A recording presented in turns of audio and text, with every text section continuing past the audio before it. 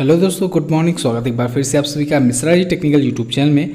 दोस्तों आज है 19 अगस्त और आज की इस वीडियो में हम लोग बात करेंगे 19 अगस्त 2020 के करंट अफेयर के सभी इंपॉर्टेंट क्वेश्चंस के बारे में। पूरी वीडियो ध्यान से देखिएगा, पूरी वीडियो डिटेल में आपको समझाई गई है। अगर वीडियो पसंद आए तो इसे लाइक और शेयर जरूर कीजिएगा।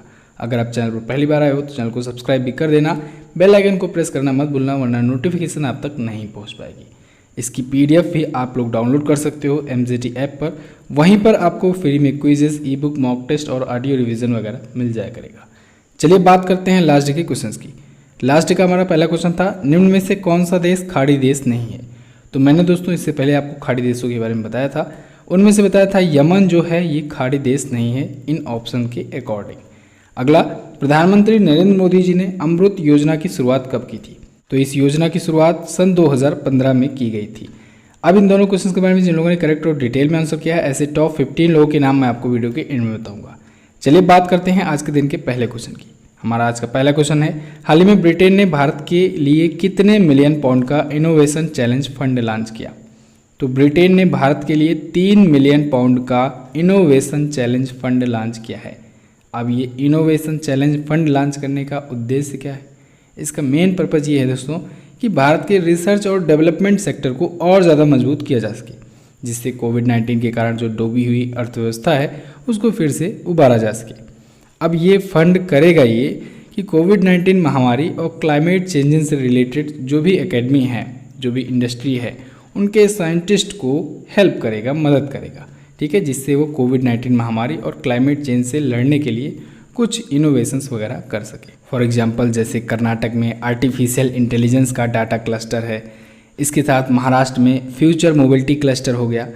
इन सब से रिलेटेड टेक इनोवेटर्स जो भी हो गए, इनको कहा जाएगा कि भाई ऐसा है कि आप लोग कुछ ऐसे इनोवेशंस करो जिससे कोविड-19 से जल्दी निपटा जा सके, ठीक है। तो इसी में हेल्प करने के लिए 3 मिलियन पाउंड भारत में इन्वेस्ट कर रहा है ब्रिटेन, ठीक है, इनोवेशन चैलेंज फंड के तहत। अब बात आती है ब्रिटेन की। तो चलिए अब सबसे पहले हम लोग देख लेते हैं वर्ल्ड मैप में ब्रिटेन है कहाँ पर। तो सबसे पहले ये रहा हमारा प्यारा भारत। अब हम लोग जानते हैं कि ब्रिटेन एक यूरोपियन कंट्री है। तो यूरोपियन कंट्री है तो जाहिर सी बात है यूरोप कॉन्टिनेंट में होगा। आ जाते हैं यूरोप कॉन्टिनेंट में। इधर आपको दिखेगा दोस्तों यूनाइटेड किंगडम। इस साइड अगर आप आ जाएंगे, अब यहाँ पर ध्यान से समझिएगा इस बात को कि यूनाइटेड किंगडम ये दिख रहा है। इसमें अगर हम लोग इधर इंग्लैंड का साइड, यहाँ पर इंग्लैंड है और इधर है स्कॉटलैंड, इंग्लैंड और स्कॉटलैंड को मिला देते हैं।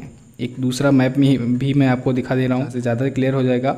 अगर स्कॉटलैंड और इंग्लैंड को मिला देंगे तब ये पोर्शन कहलाया जाएगा हमारा ब्रिटेन, ग्रेट ब्रिटेन। क्लियर है? अब यहाँ पर अगर नॉर्थ आयरलैंड को भी मिला दें, यहाँ पर देख रहे हैं आप लोग नॉर्थ आयरलैंड इतना कटा हुआ है अलग से, तो अगर नॉर्थ आयरलैंड को भी मिला दिया जाए तब ये कहलाया जाएगा यूके, यूनाइटेड किंगडम। क्लियर है बिल्कुल? तो हम लोग को सिर्फ ब्रिटेन से मतलब है अभी इस क्वेश्चन में। ब्रिटेन की राजधानी दोस्तों है लंदन। लंदन यहाँ पर आपको दिख रही है। ब्रिटेन के जो पीएम है वो है बोरिस जॉनसन।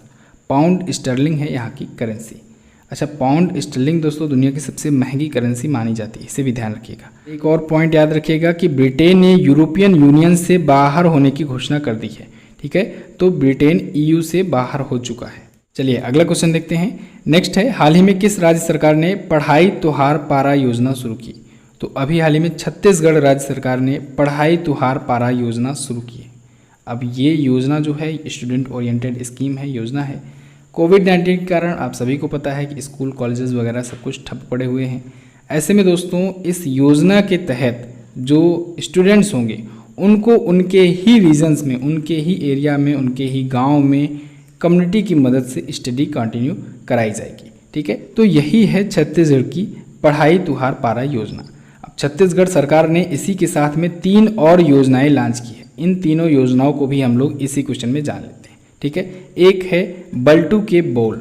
बल्टू के बोल जो योजना है, इसके तहत होगा ये कि जहाँ जहाँ इंटरनेट सर्विस नहीं पहुँच पा रही है छत्तीसगढ़ में, वहाँ पर ब्लूटूथ के माध्यम से स्टडी मटेरियल प्रोवाइड किए जाएंगे। तो ये भी स्टूडेंट्स के लिए हो गई योजना। दूसरी एक और योजना जो है वो है मुख्यमंत्री स्वास्थ्य स्लम योजना। मुख्यमंत्री स्वास्थ्य स्लम योजना के तहत जो भी छत्तीसगढ़ के जितने भी नगर निगम हैं, टोटल 14 नगर निगम हैं, ऐसे नगर निगम में लोगों के घरों तक मेडिकल सर्विसेज प्रोवाइड की जाएगी। ये तो तीसरी योजना होगी। चौथी योजना जो है इसकी वो है राधाबाई डायग्नोस्टिक सेंटर योजना।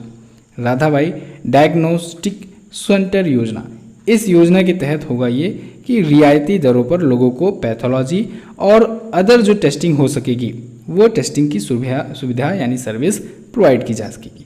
तो छत्तीसगढ़ राज्य सरकार ने 4 योजनाएं लॉन्च की है। क्लियर बिल्कुल। अब पिछली कुछ चीज़ों के बारे में हम लोग रिवीजन कर लेते हैं जो छत्तीसगढ़ से रिलेटेड क्वेश्चन है। जैसे अभी छत्तीसगढ़ के बीजापुर जिले को नीति आयोग के आकांक्षी जिलों की सूची में टॉप पर बताया गया था।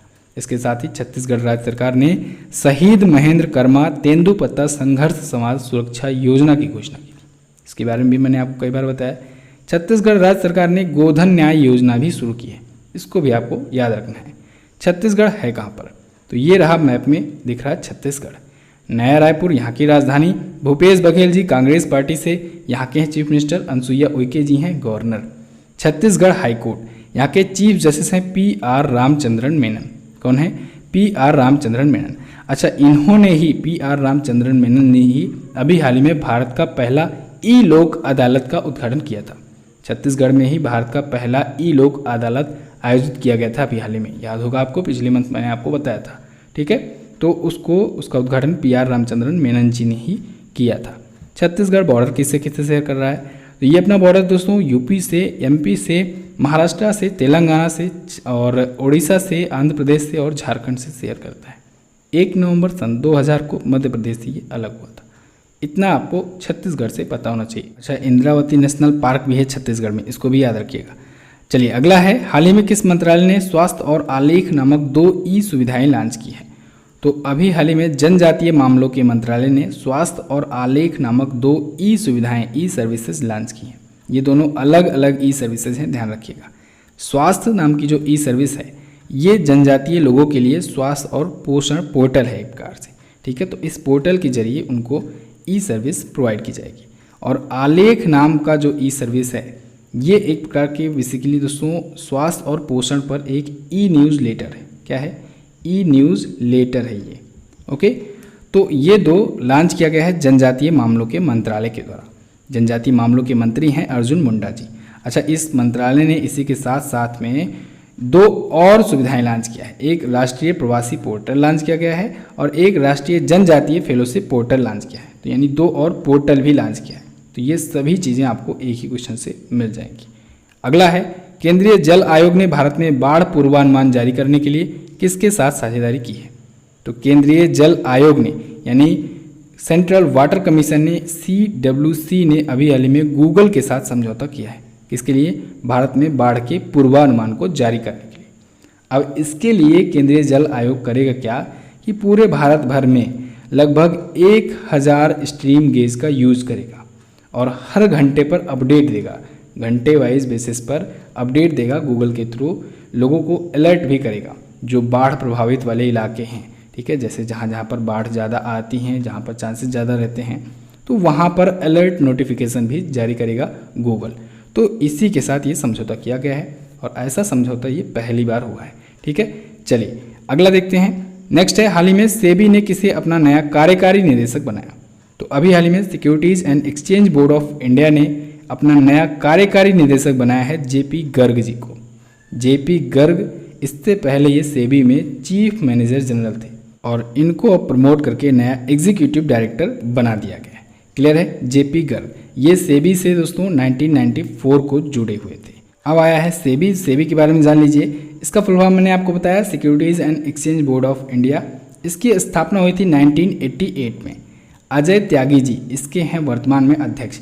अभी अजय त्यागी जी से एक क्वेश्चन आया था कि इनको 18 महीनों का विस्तार मिला है एज ए अध्यक्ष। ठीक है, एज ए प्रेसिडेंट। मुंबई में हेडक्वार्टर है सेबी का, इसे भी आपको याद रखना है। नेक्स्ट, हाल ही में किसने फुल स्पेक्ट्रम इंडियाज़ वार नामक पुस्तक लिखी, तो अभी हाल ही में अर्जुन सुब्रमण्यम जी ने फुल स्पेक्ट्रम इंडियाज़ वार्स नामक बुक लिखी है। इस पुस्तक का पूरा नाम है full spectrum India's wars 1972 to 2020, यानी 1972 से 2020। ठीक है, ये बुक लिखा है अर्जुन सुब्रमण्यम जी। ये कौन है? ये दोस्तों रिटायर्ड एयर वाइस मार्शल हैं। ठीक है, तो एयर वाइस मार्शल रिटायर्ड जो कि हैं अर्जुन सुब्रमण्यम, इन्होंने ये बुक लिखा है। अच्छा, इन्होंने इससे पहले भी एक पुस्तक लिखी थी। इनकी जो पहली पुस्तक थी, पहली बुक थी India's wars a military history 1947 to 1971। तो इस बुक में उन्होंने बताया था कि 1947 से 1971 के बीच में कितने युद्ध हुए, उनकी हिस्ट्री क्या है। उसके बाद ये जो इसकी दूसरी ही कड़ी हम लोग कह सकते हैं, इसकी अगली कड़ी कह सकते हैं, ये जो बुक अभी लॉन्च हुई है, इस बुक में बताया गया है कि 1972 से 2020 के बीच में कौन कौन से युद्ध लड़े गए हैं, इसमें मिलिट्री ऑपरेशंस कौन कौन से रहे हैं। ठीक है, तो ये दोनों बुक आपको याद रखना है। पब्लिशर कौन है? पब्लिशर है हार्पर कॉलिंस इंडिया। अभी दोस्तों कुछ दिन पहले ही मैंने आपको अगस्त मंथ के जितने भी बुक्स और ऑथर के नाम आए हैं सभी का रिवीजन कराया था, तो आप लोग आज कमेंट बॉक्स में लिख डालिए अगर जो भी आपको याद हो पुस्तकों और उनके लेखक से संबंधित क्वेश्चन अगस्त मंथ में जो आए हैं, आप लोग कमेंट करके हमें ज़रूर बताइए। तो ये सारी चीज़ें डिटेल में कैटेगरी वाइज करके दोस्तों ई बुक में प्रोवाइड की जाती है, चाहे वो पुस्तकें लेखक हो गया, राष्ट्रीय घटनाएं, अंतर्राष्ट्रीय घटनाएं, दिवस थीम हो गया, बैंकिंग, ब्रांड एम्बेसडर, आयोजन सम्मेलन हो गया, कोविड-19 से रिलेटेड चीज़ें हो गई, महोत्सव, मेले, पुरस्कार, सम्मान, खेल खिलाड़ी और भी बहुत सारी चीज़ें आपको कैटेगरी वाइज करके दी जाती हैं, जिससे आपको ना सिर्फ पढ़ने में आसानी हो बल्कि आप लोग एक टारगेट फिक्स करके पढ़ाई कर सको। आप लोग एक एक दिन का टारगेट बनाओ कि चलो आज भाई राष्ट्रीय घटनाएं पढ़ लिए इस महीने से, तो राष्ट्रीय घटनाएं आपको सारी याद हो गई। फिर एक दिन बैठो खेल खिलाड़ी से संबंधित सारी चीज़ें याद कर लो, पढ़ डालो। ठीक है, तो इस प्रकार से आप कैटेगरी वाइज हमारी ई बुक के माध्यम से पढ़ाई कर सकते हैं, लॉन्ग टर्म के लिए अपने पास स्टोर रख सकते हैं ये सब चीज़ें। इसके साथ ही आपको 100+ क्वेश्चन का प्रैक्टिस सेट भी दिया जाता है बिल्कुल फ्री में, तो आप लोग प्रैक्टिस भी लास्ट में कर सकते हो। सबसे इंपॉर्टेंट जानकारी, आज इंग्लिश की ई बुक आ चुकी है जुलाई मंथ की, तो आप लोग जाइए ऐप पर और इंग्लिश की ई बुक भी परचेज कर लीजिए। लिंक आपको डिस्क्रिप्शन में भी मिल जाएगा, वहाँ से भी आप परचेज कर सकते हैं हिंदी और इंग्लिश दोनों की ई बुक। चलिए अगला क्वेश्चन देखते हैं। नेक्स्ट है, समुद्री उत्पाद निर्यात विकास प्राधिकरण ने कहाँ पर क्वालिटी कंट्रोल लैब की स्थापना की? तो अभी हाल ही में समुद्री उत्पाद निर्यात विकास प्राधिकरण यानी कि marine product export development authority ने अभी हाल ही में क्वालिटी कंट्रोल लैब की स्थापना की है पोरबंदर में, गुजरात में। ठीक है, गुजरात के पोरबंदर में। ये लैब क्या करेगा? ये लैब दोस्तों जो समुद्री खाद्य पदार्थ होते हैं, जो भी प्रोडक्ट्स होते हैं, उनको इंटरनेशनल स्टैंडर्ड के अनुसार टेस्टिंग करेगा। साथ ही साथ वो ये बताएगा कि ये कितना सेफ़ है, लोगों के लिए कितना सेफ़ है, कितना इसका यूज़ कर सकते हैं सब। और अगर ये चीज़, ये जो भी प्रोडक्ट है एक्सपोर्ट हो रहा है, तब तो और भी ज़्यादा जिम्मेदारी हो जाती है हम लोगों की कि जो चीज़ हम एक्सपोर्ट कर रहे हैं अदर कंट्री में या जहाँ कहीं भी, तो फिर वो बिल्कुल अंतर्राष्ट्रीय मानक के अनुसार होना चाहिए, इंटरनेशनल स्टैंडर्ड के अनुसार होना चाहिए। तो यही सब की टेस्टिंग करने के लिए क्वालिटी कंट्रोल लैब की स्थापना की गई है। कहाँ पर? पोरबंदर, गुजरात में। नेक्स्ट बात करते हैं। अगला है, हाल ही में ग्वालियर चंबल एक्सप्रेसवे का नाम बदलकर किसके नाम पर रखा गया? तो अभी हाल ही में भारत रत्न स्वर्गीय अटल बिहारी वाजपेयी जी के नाम पर ग्वालियर चंबल एक्सप्रेसवे का नाम बदल करके रखा गया है। अभी हाल ही में एमपी के जो सीएम हैं, मध्य प्रदेश की सीएम शिवराज सिंह चौहान ने इसकी घोषणा की है कि पूर्व प्रधानमंत्री अटल बिहारी वाजपेयी जी के नाम पर अब ग्वालियर चंबल एक्सप्रेसवे का नाम बदला जाएगा। ग्वालियर है राजस्थान में और चंबल है मध्य प्रदेश में। तो चंबल से ग्वालियर को जोड़ने वाली जो एक्सप्रेसवे है उसका नाम अब होगा अटल बिहारी वाजपेयी जी के नाम पर। इस रोड का नया नाम क्या होगा? इसका एक्चुअल में एक्यूरेट नाम होगा श्री अटल बिहारी वाजपेयी चंबल प्रोग्रेस वे। क्या? Shri Atal Bihari Vajpayee Chambal progress way. अटल बिहारी वाजपेयी जी के बारे में दोस्तों सबको पता होना चाहिए।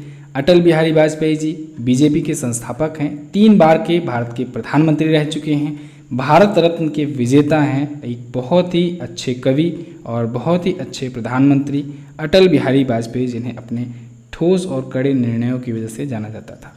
तो इनके सम्मान में ये एक्सप्रेसवे का नाम चेंज किया गया है।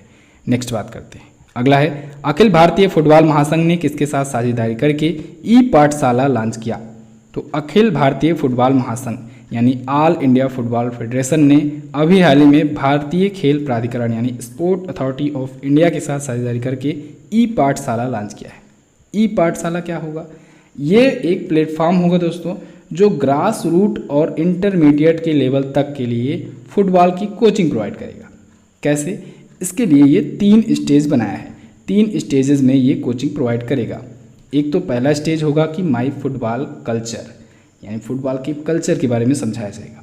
दूसरा जो स्टेज होगा उसमें माई स्किल्स बताया जाएगा, यानी जो भी खिलाड़ी होगा उसकी स्किल के अकॉर्डिंग उसको ट्रेन किया जाएगा। ठीक है, कि किसको कौन सा रोल देना है। और तीसरा जो स्टेज आएगा उसमें माई ट्रेनिंग यानी उसमें ट्रेनिंग दी जाएगी। तो ग्रास रूट लेवल से लेकर इंटरमीडिएट के लेवल तक के लिए फुटबॉल की कोचिंग प्रोवाइड करने के लिए ई पाठशाला लॉन्च किया गया है। क्लियर बिल्कुल। अब स्पोर्ट अथॉरिटी ऑफ इंडिया के जो डायरेक्टर जनरल हैं वो हैं दोस्तों संदीप प्रधान जी। कौन है? संदीप प्रधान जी। और ऑल इंडिया फुटबॉल फेडरेशन के जो करंट टाइम पर अध्यक्ष हैं वो हैं प्रफुल्ल पटेल। कौन है? प्रफुल्ल पटेल। दोनों का नाम याद रखिएगा। अगला है, हाल ही में किस प्रसिद्ध शास्त्रीय संगीत गायक का निधन हो गया? तो अभी हाल ही में पंडित जसराज जी का निधन हो गया। ये भारत के फेमस शास्त्रीय संगीत गायक थे, बहुत ही ज़्यादा फेमस थे। इनकी प्रसिद्धि का अंदाज़ा आप इसी प्रकार से लगा सकते हैं कि भारत के जो 4 नागरिक सम्मान हैं इसमें से 3 नागरिक सम्मान इनको मिल चुका है। 90 वर्ष की उम्र में इनका निधन हुआ। अमेरिका में स्थित इनके आवास पर इनका निधन हुआ। ये दोस्तों हरियाणा से बिलोंग करते हैं। हरियाणा में इनका जन्म हुआ था। यहाँ से क्वेश्चन बन सकते हैं। पंडित जसराज जी दोस्तों ये जब जीवित थे तब भी इनसे रिलेटेड क्वेश्चन बनते थे और मृत्यु के पश्चात भी इनसे क्वेश्चन बनते रहेंगे। ऐसा कोई भी एग्जाम का सेट नहीं होता है कि किसी न किसी एक सेट में शास्त्रीय संगीत गायकों से रिलेटेड क्वेश्चन ना पूछे जाएं। तो जो भी कोई एग्जाम होता है उसके किसी न किसी सेट में क्वेश्चन जरूर आता है। तो आप लोग जो भी शास्त्रीय संगीत गायक हैं, जो लोक नृत्यिका होती हैं, जो लोक नृत्य होते हैं या फिर जो लोक गीत होते हैं, यहाँ सबसे क्वेश्चन बनते हैं, तो इनको सबको भी पढ़ लिया करो। ऐसे ही क्वेश्चन पंडित जसराज जी से बन सकता है। कौन कौन सा बन सकता है मैं आपको बताता हूँ। एक तो हरियाणा से ये बिलोंग करते हैं, इसको आपको याद रखना है। दूसरा 1975 में इनको पद्मश्री का अवार्ड मिला। संगीत नाटक अकादमी भी मिल चुका है अवार्ड इनको 1987 में। ठीक है, संगीत नाटक अकादमी का अवार्ड। पद्म भूषण का इनका अवार्ड मिला इनको 1999 में और 1 वर्ष बाद यानी सन 2000 में इनको पद्म विभूषण भी दिया गया। यानी भारत के 4 जो नागरिक सम्मान होते हैं, भारत रत्न को उनमें से छोड़ दिया जाए तो बाकी के 3 नागरिक सम्मान इनको मिल चुके हैं पंडित जसराज जी को। क्लियर है बिल्कुल। तो बस दोस्तों ये तो थे आज के दिन के top 10 current affair. I hope आपको वीडियो पसंद आई होगी। वीडियो अगर पसंद आई है, वीडियो हेल्पफुल लगी है तो वीडियो को जल्दी से कर दीजिए लाइक और अपने दोस्तों के पास इसे शेयर भी कर दीजिए। आप लोग वीडियो को शेयर करके हमारी हेल्प जरूर किया करो। चैनल पर अगर पहली बार आए हो तो चैनल को सब्सक्राइब भी कर देना, बेल आइकन को प्रेस कर देना। आज दोस्तों जुलाई मंथ की करंट अफेयर की आने वाली है वीडियो, तो आप लोग उस वीडियो को भी जरूर देखिएगा। चलिए अब बात करते हैं क्वेश्चन ऑफ द डे की। आज का पहला क्वेश्चन है आपके लिए, फार्मूला 1 रेसर चार्ल्स लेक्लेयर किस कंपनी के खिलाड़ी हैं? कल ही मैंने आपको इनके बारे में बताया था। अगला, पूर्णतया भारतीयों द्वारा संचालित भारत का पहला बैंक कौन सा है? ध्यान से देखिएगा, ऑप्शंस के अकॉर्डिंग आप बहुत कुछ एक्सप्लेन कर सकते हो। अब आप वीडियो देख लिए हो तो जाओ MZT ऐप पर और इसकी क्विज भी सॉल्व कर लो। MZT ऐप पर दोस्तों आपको फ्री में study material, PDF files, daily quizzes, free videos, mock test वगैरह, ई-बुक वगैरह सब कुछ मिल जाएगी। तो आप लोग MZT ऐप को जरूर ओपन करके वहाँ पर क्विज सॉल्व कर लिया करो। चलिए बात करते हैं उन लोगों के नाम की जो लोग कल की वीडियो में करेक्ट और डिटेल में आंसर किए थे। उनके नाम हैं रमजान खान, शुभम यादव, श्याम शेर कुमार, प्रियांशु सिंह, मनु पांडे, राहुल कुमार, ब्रिजेंद्र पाल, रेखा बुनकर, प्रेरणा राय, ब्रह्मा रावत, साबिर आलम, नेहा जायसवाल, रविशंकर, अमित चौधरी और रौनक राज। अच्छा दोस्तों, आज अनाउंसमेंट होगा उन टॉप 20 जो मंथली कमेंटेटर के खिताब के विजेता हैं उनका। रोज़ मैं भूल जा रहा हूँ, पिछले 2-3 दिन पहले से ही हमारे पास नाम आ गया है, लेकिन मैं बार बार अनाउंस करना भूल जाता हूँ, टाइम नहीं मिल पा रहा है। लेकिन आज पक्का मैं लोगों का नाम अनाउंस कर दूंगा जो टॉप 20 विजेता होंगे इस मंथ। फिलहाल वीडियो में बस इतना ही दोस्तों, मिलते हैं अगली वीडियो में, तब तक के लिए नमस्कार, जय हिंद।